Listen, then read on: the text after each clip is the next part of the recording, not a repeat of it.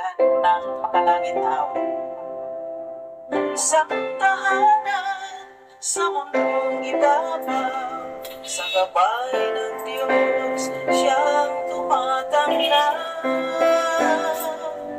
Masayang pamilya, Diyos ang pag-asa, ang salita niya ay gabay nila. Mga magulang,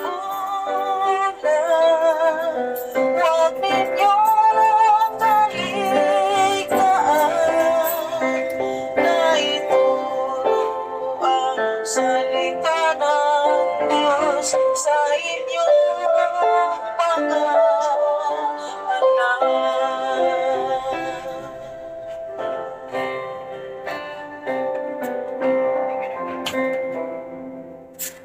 Mga magulang sa bawat tahanan, ikaw ang una diyang sinusundan.